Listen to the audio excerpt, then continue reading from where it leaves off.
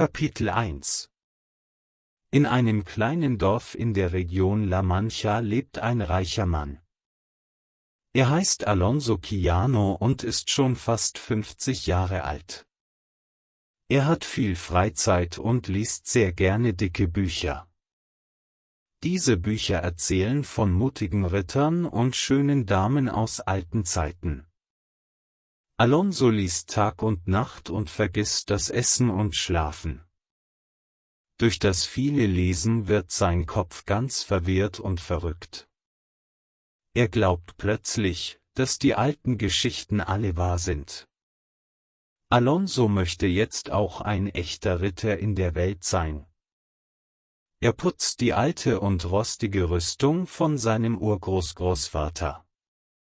Dann sucht er ein Pferd für seine großen Abenteuer auf dem Land. Sein Pferd ist aber sehr alt, dünn und leider auch schwach. Er gibt dem Pferd den stolzen Namen Rocinante. Alonso nennt sich selbst ab heute Don Quixote de la Mancha. Ein echter Ritter braucht natürlich auch eine schöne Dame für sein Herz. Er wählt ein einfaches Bauernmädchen aus einem Nachbardorf für diese Rolle. Sie heißt Aldonza Lorenzo, aber er nennt sie Dulcinea von Toboso. Er findet diesen Namen sehr elegant, romantisch und absolut perfekt. Don Quixote zieht seine Rüstung an und reitet endlich motiviert los. Niemand im Dorf bemerkt seine heimliche Abreise in der frühen Nacht. Er reitet ganz allein auf dem Weg in die weite Welt. Der stolze Ritter sucht nach Gefahren und will bald Menschen helfen. Er träumt schon jetzt von Ruhm und von großen Taten. Der Weg ist lang und die Sonne scheint sehr heiß auf ihn.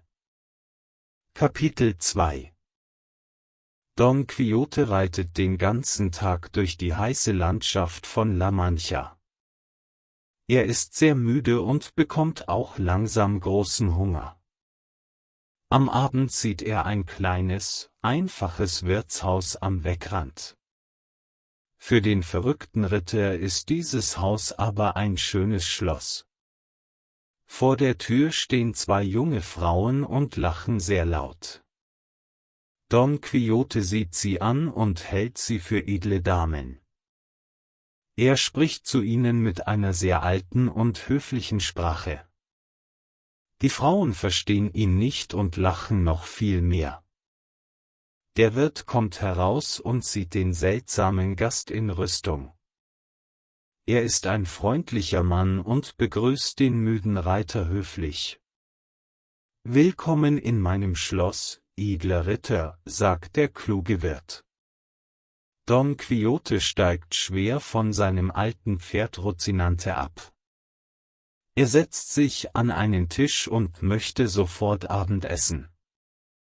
Der Wirt bringt ihm nur harten Fisch und trockenes Brot. Das Essen schmeckt nicht gut, aber Don Quixote ist sehr zufrieden.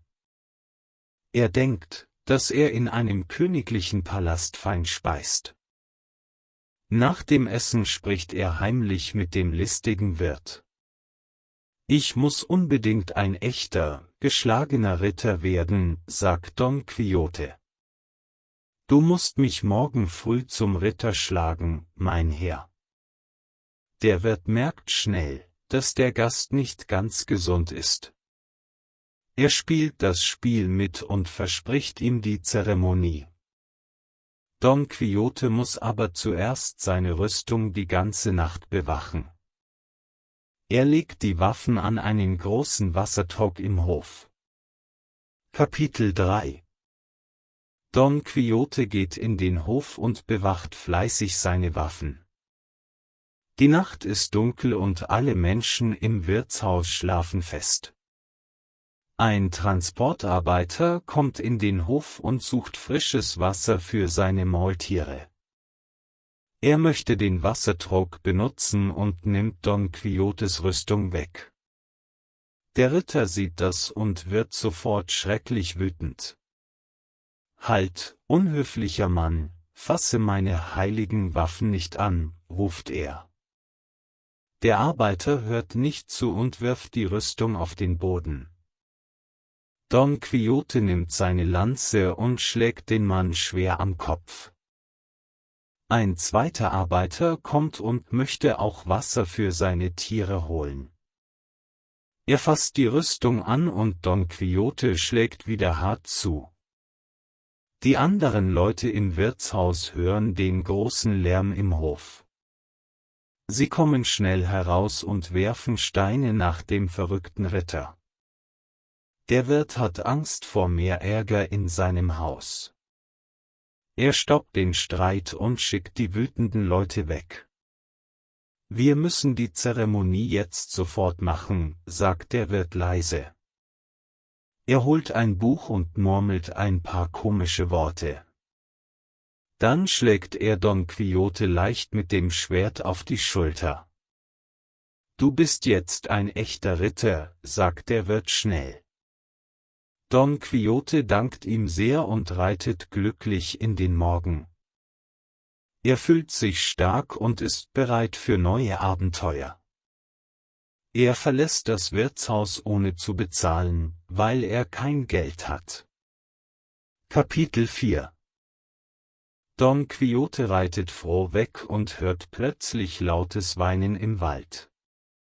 Er reitet zu den Bäumen und sieht einen jungen Jungen. Der Junge ist erst 15 Jahre alt und heißt Andres.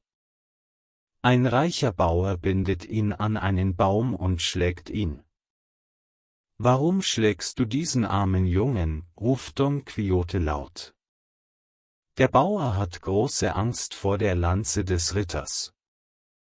Er antwortet höflich, dass der Junge seine Schafe nicht gut bewacht. Er verliert jeden Tag ein Schaf, weil er sehr faul ist. Andres weint und sagt, dass der Bauer ihm keinen Lohn zahlt. Er schuldet mir viel Geld für meine schwere Arbeit, sagt Andres.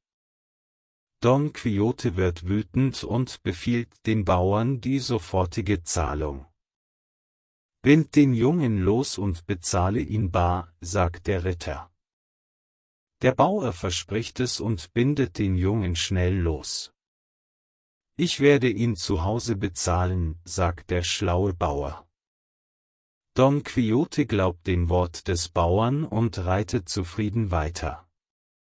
Als der Ritter weg ist, bindet der Bauer den Jungen wieder fest.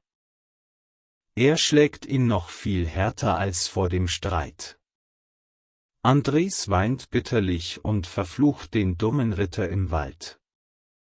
Don Quixote reitet weiter und trifft bald eine Gruppe von Händlern. Er fordert sie auf, die Schönheit von Dulcinea zu loben. Die Händler lachen über ihn und es kommt zu einem Kampf. Don Quixote fällt vom Pferd und ein Händler schlägt ihn brutal. Ein netter Nachbar findet den verletzten Mann auf dem Boden. Er bringt den traurigen Don Quixote zurück in sein Dorf. Kapitel 5 Don Quixote schläft viele Tage in seinem Bett im eigenen Haus. Seine Nichte und die Haushälterin machen sich sehr große Sorgen. Sie rufen den Pfarrer und den Barbier des Dorfes zu Hilfe. Diese Bücher haben ihn völlig verrückt gemacht, sagt die Nichte traurig. Sie gehen alle zusammen in das Zimmer mit den vielen Büchern. Sie werfen die schlimmen Ritterbücher aus dem Fenster in den Hof. Sie machen ein großes Feuer und verbrennen fast alle Bücher komplett. Sie lassen nur wenige gute Bücher im Regal am Leben. Danach mauern sie die Tür zum Bücherzimmer heimlich und leise zu.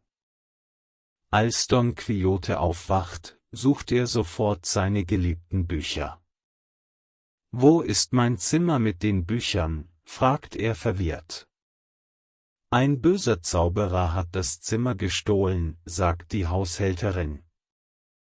Der Zauberer heißt Freston und fliegt auf einer schwarzen Wolke. Er hasst dich, weil du ein berühmter Ritter bist, sagt sie. Don Quixote glaubt diese Lüge sofort und schaut sehr traurig. Er bleibt 2 Wochen ruhig zu Hause, aber er plant schon Neues. Er spricht heimlich mit einem armen Bauern aus der Nachbarschaft. Der Bauer heißt Sancho Panza und ist ein netter, einfacher Mann. Don Quixote möchte ihn als seinen Knappen für die Reise gewinnen.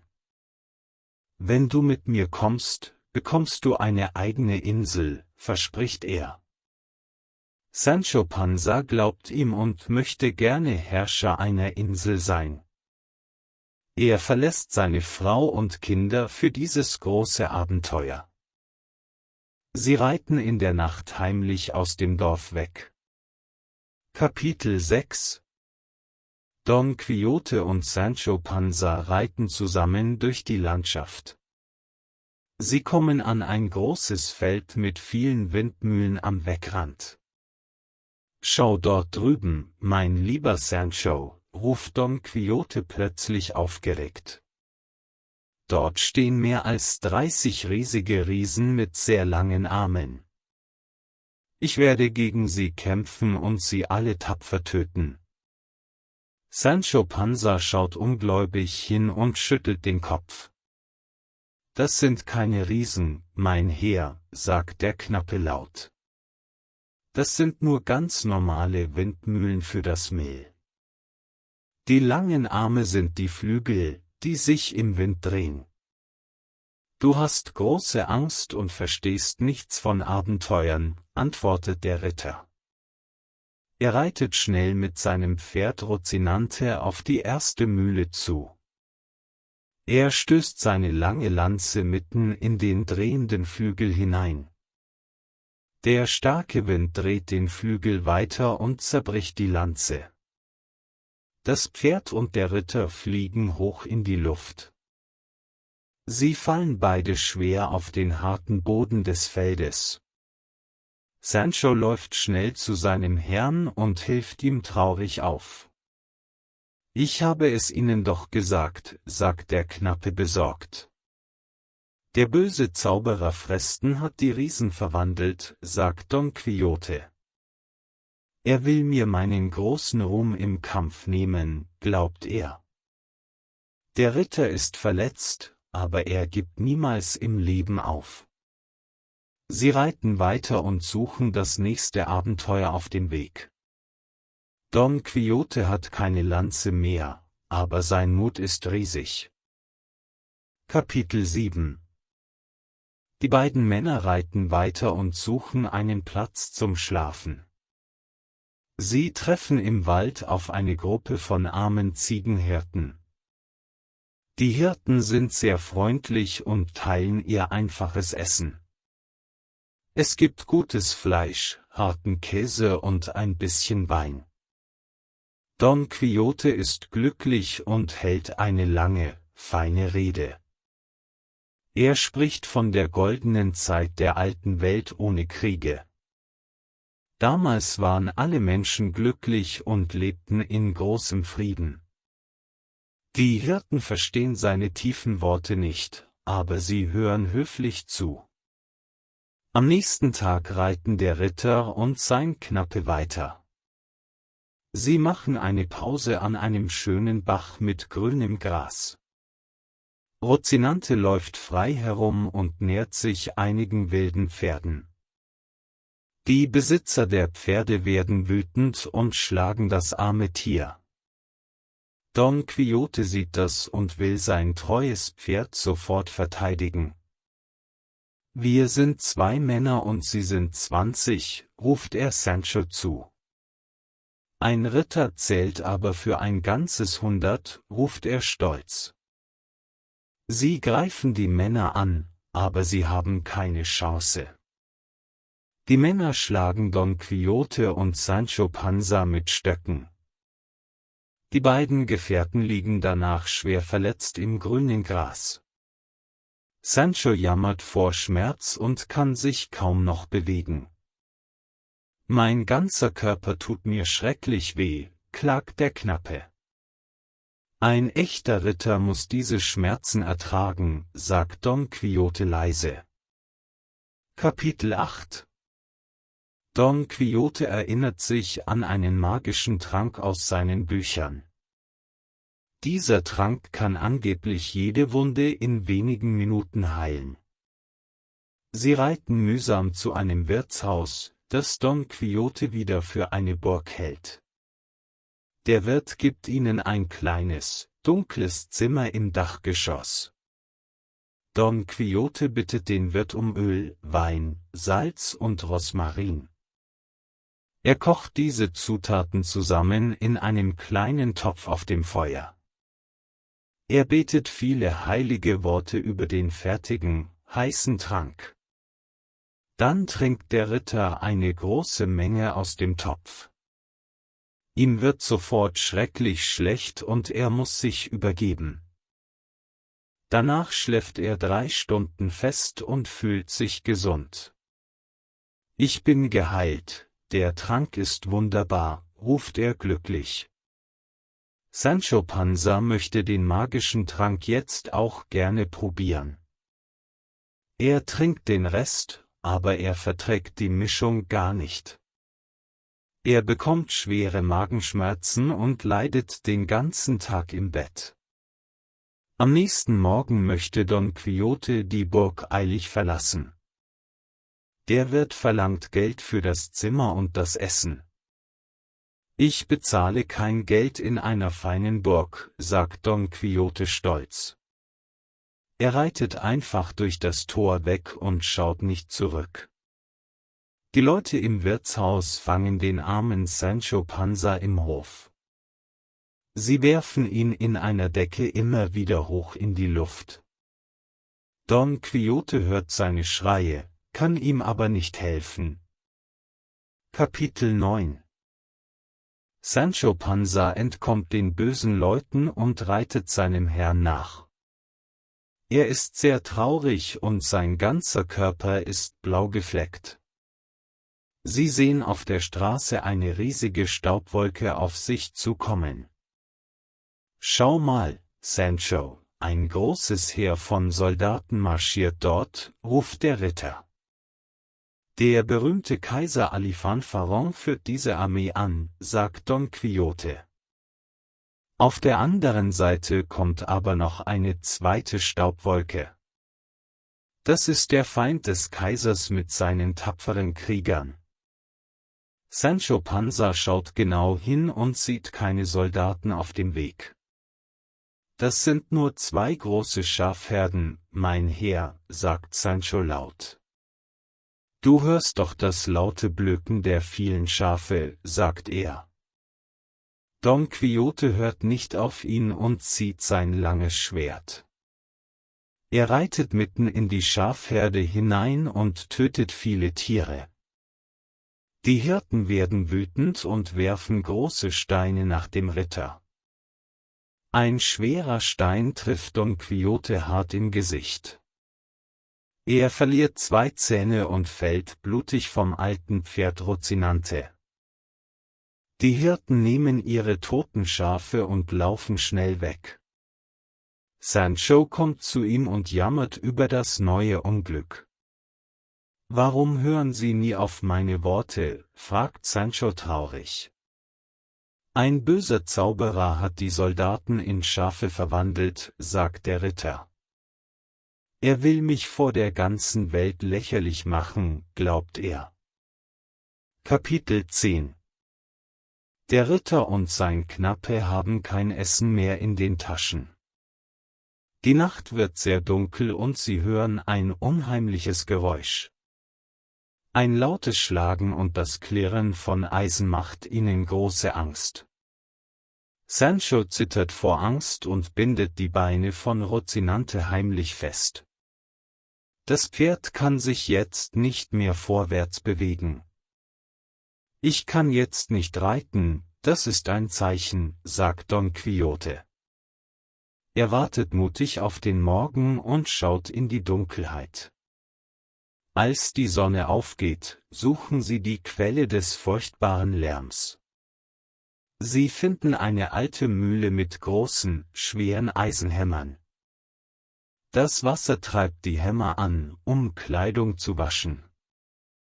Sancho Panza muss laut lachen, als er die Wahrheit sieht. Don Quixote wird sehr rot im Gesicht und schämt sich ein bisschen. Lache nicht über deinen Herrn, das ist unhöflich, sagt der Ritter.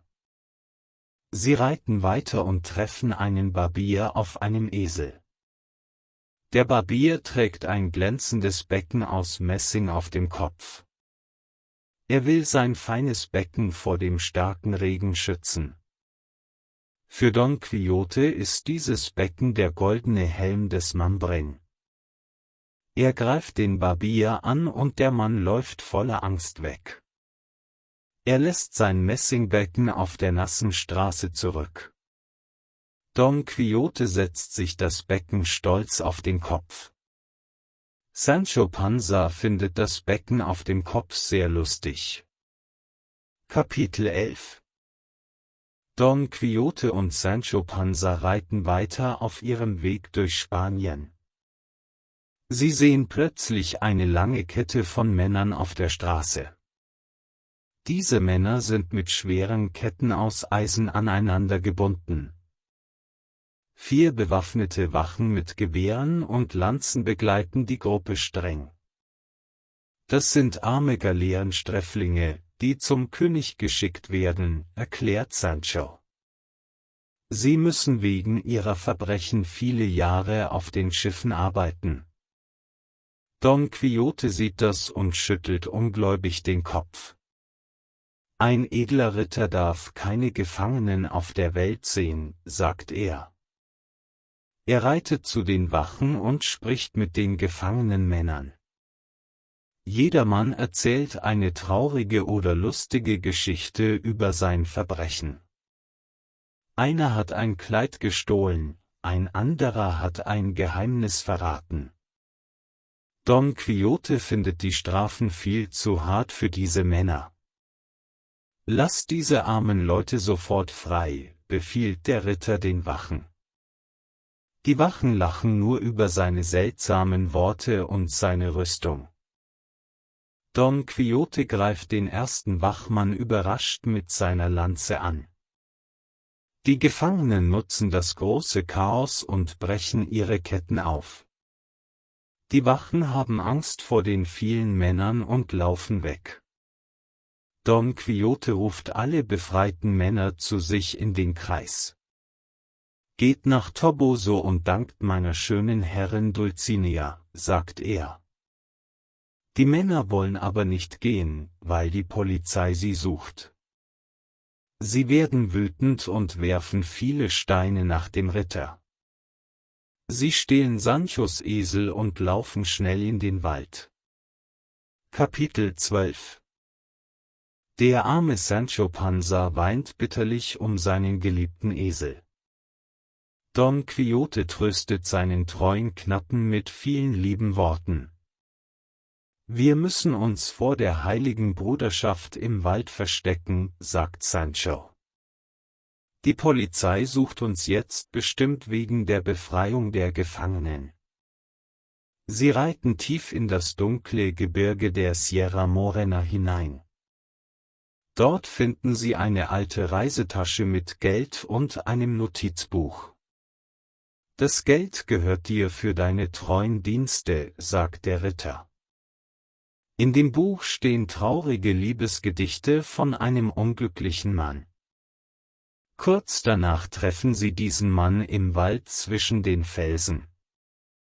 Er heißt Cardenio und kleidet sich in zerrissene, alte Lumpen. Er hat seinen Verstand verloren, weil er seine Geliebte verlor. Sein bester Freund Fernando hat ihm seine schöne Lucinda weggenommen. Cardenio erzählt seine traurige Geschichte, wird aber plötzlich wild und wütend. Er schlägt Sancho Panza und rennt wieder tief in das Gebirge. Don Quixote möchte jetzt auch wie ein echter Ritter leiden. Er will ein trauriger Einsiedler im wilden Wald werden. Ich werde hier auf den harten Felsen um meine Dulcinea weinen. Du musst einen Brief an meine schöne Dame nach Toboso bringen. Sancho nimmt den Brief und reitet mit Rocinante eilig los. Er verspricht seinem Herrn, sehr schnell wieder zurück zu sein. Der Ritter bleibt allein in Unterhosen in den Bergen zurück. Kapitel 13 Sancho Panza kommt auf dem Weg an dem bekannten Wirtshaus vorbei. Er trifft dort zufällig den Pfarrer und den Barbier aus seinem Dorf. Sie suchen Don Quixote schon seit vielen Wochen überall im Land. »Wo ist dein armer Herr?« fragen die beiden Männer besorgt. Sancho erzählt ihnen die ganze Wahrheit über die Sierra Morena. Er sucht nach dem Brief, aber er hat das Notizbuch vergessen. Der Pfarrer hat eine kluge Idee, um den Ritter zu retten. »Wir müssen ihn mit einer List aus den Bergen holen«, sagt er. Der Barbier verkleidet sich als eine traurige, edle Dame aus Afrika. Der Pfarrer spielt ihren Diener und sie reiten in den Wald. Unterwegs treffen sie auch Cardenio und eine schöne Frau namens Dorothea. Dorothea wurde von demselben Fernando betrogen und sucht ihn nun traurig. Sie hört den Plan und möchte die Rolle der Prinzessin spielen. Sie nennt sich Prinzessin Micomicona und sucht Don Quixote im Gebirge. »Mein Königreich wird von einem bösen Riesen bedroht«, sagt sie laut. »Hilf mir, edler Ritter, und töte diesen schrecklichen Feind für mich.« Don Quixote sieht die schöne Frau und glaubt die Geschichte sofort. »Ich werde dein Reich retten und den Riesen töten«, verspricht er. Sie reiten alle zusammen aus den Bergen zurück zum Wirtshaus. Sancho freut sich sehr, denn er sieht plötzlich seinen verlorenen Esel. Der Dieb hat den Esel am Wegrand stehen gelassen und ist geflohen. Kapitel 14 Alle Personen kommen am Abend im Wirtshaus an und essen zusammen. In der Nacht schläft Don Quixote fest in seinem kleinen Zimmer. Er wandelt aber im Schlaf und träumt von dem bösen Riesen. Er nimmt sein scharfes Schwert und schlägt wild um sich herum. Er trifft die großen Schläuche mit dem roten Wein an der Wand. Der rote Wein läuft wie Blut in großen Mengen auf den Boden. Der Wirt kommt in das Zimmer und sieht die große Katastrophe.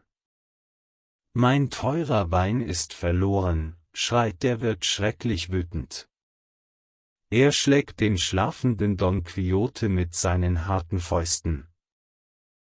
Der Barbier bringt kaltes Wasser und weckt den Ritter endlich auf. Don Quixote denkt, dass er den Riesen erfolgreich getötet hat. »Ich habe dein Königreich gerettet, edle Prinzessin«, sagt er stolz. Sancho Panza sucht den Kopf des Riesen überall auf dem Boden. »Ich sehe hier nur roten Wein und keine Köpfe«, sagt Sancho. Am nächsten Tag kommen neue Gäste in das einfache Wirtshaus an. Es sind Fernando und Lucinda, die auf einer Reise sind. Cardenio sieht seine Lucinda wieder und Dorothea sieht ihren Fernando. Nach vielen Tränen und langen Gesprächen finden die Paare wieder zusammen. Fernando bereut seine Taten und nimmt Dorothea glücklich in den Arm.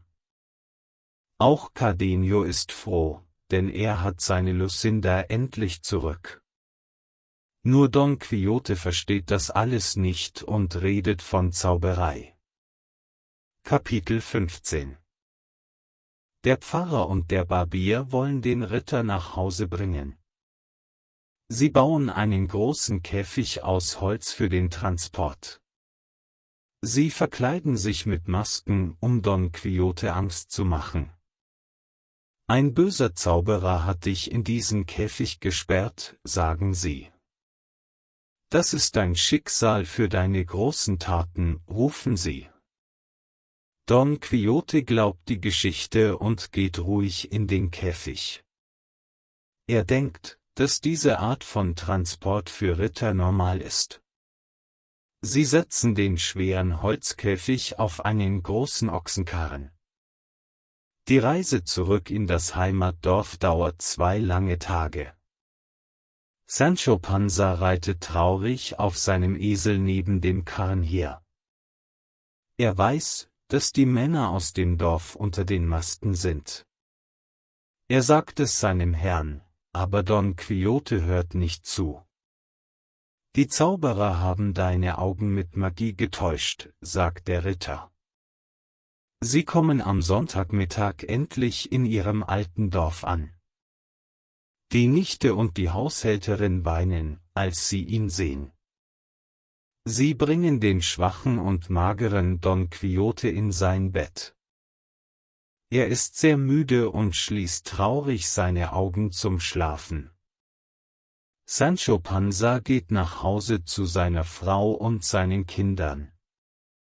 Er hat keine Insel bekommen, aber er träumt schon vom nächsten Mal.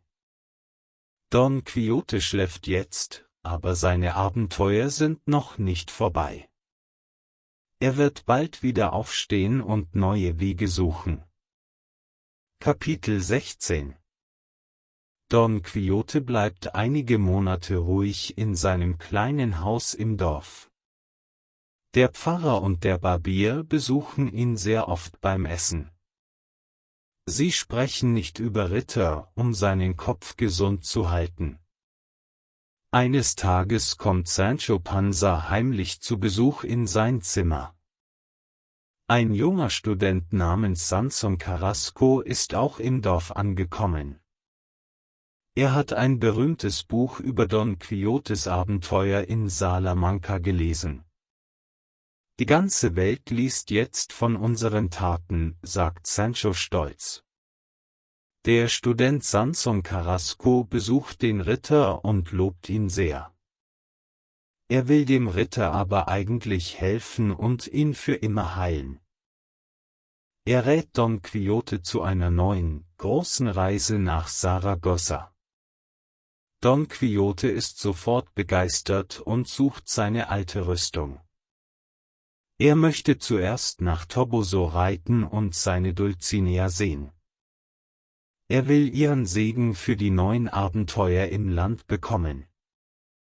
Sie reiten in einer dunklen Nacht heimlich aus dem Dorf weg. Sancho Panza hat große Angst, weil er eine Lüge erfunden hat. Er war niemals in Toboso und hat den alten Brief nie abgegeben. Sie reiten schweigend durch die Dunkelheit und suchen nach dem Schloss. Kapitel 17 Die beiden Männer kommen in der Nacht in dem Dorf Toboso an. Sie suchen das große Schloss der schönen Prinzessin Dulcinea überall. Sie finden aber nur einfache Häuser und eine große Kirche im Zentrum. Sancho Panza hat eine listige Idee, um seinen Herrn zu täuschen. Er sieht 3 arme Bauernmädchen auf Eseln aus dem Dorf reiten. »Schau dort drüben, mein Herr«, ruft Sancho Panza ganz aufgeregt. »Die Kaiserin Dulcinea kommt mit ihren edlen Damen zu uns geritten. Sie tragen Kleider aus Gold und reiten auf wunderschönen Pferden.« Don Quixote schaut hin und sieht nur 3 einfache Bauernmädchen. Er sieht keine feinen Kleider und riecht nur billigen Knoblauch. »Ein böser Zauberer hat meine Augen wieder grausam betrogen«, sagt er. Er fällt auf die Knie und spricht zu dem erstaunten Mädchen. Das Mädchen versteht kein Wort und schimpft sehr laut mit ihm. Sie reitet schnell weg und fällt fast von ihrem alten Esel. Don Quixote ist sehr traurig über diesen furchtbaren Zauber der Feinde. Er reitet weiter nach Saragossa und sucht nach neuen Abenteuern. Er will den Zauber brechen und seine wahre Dame wiedersehen. Kapitel 18. Auf dem Weg treffen sie einen seltsamen Ritter in glänzender Rüstung. Er nennt sich der Ritter von dem Spiegel und spricht stolz. Ich habe alle Ritter in Spanien im Kampf besiegt, sagt er. Ich habe auch den berühmten Don Quixote de la Mancha geschlagen. Don Quixote wird sehr wütend und fordert ihn sofort zum Kampf auf. Du lügst, ich bin Don Quixote und du hast mich nie gesehen. Der fremde Ritter ist in Wahrheit der Student Sanson Carrasco aus dem Dorf. Er will Don Quixote im Kampf besiegen und nach Hause schicken. Das ist sein geheimer Plan, um den verrückten Mann zu retten. Sie reiten mit ihren Pferden im Galopp aufeinander zu. Das Pferd des Spiegelritters ist aber sehr faul und bleibt stehen. Don Quixote trifft ihn hart und der Student fällt vom Pferd. Don Quixote gewinnt den Kampf und nimmt ihm den Helm ab. Er sieht das Gesicht des Studenten, glaubt aber an Zauberei. Ein Zauberer hat das Gesicht meines Freundes kopiert, sagt der Ritter. Sanson Carrasco ist verletzt und reitet wütend zurück ins Dorf. Don Quixote reitet stolz weiter, denn er fühlt sich unbesiegbar. Kapitel 19. Sie treffen auf der Straße einen großen Wagen mit 2 echten Löwen. Die Löwen sind ein Geschenk für den großen König in Madrid. Don Quixote will seinen großen Mut vor allen Menschen beweisen. Öffne die Käfige der wilden Tiere sofort, befiehlt er dem Fahrer. Der Fahrer hat große Angst und öffnet die schwere Tür des Käfigs. Sancho Panza läuft weg und versteckt sich hinter einem Baum.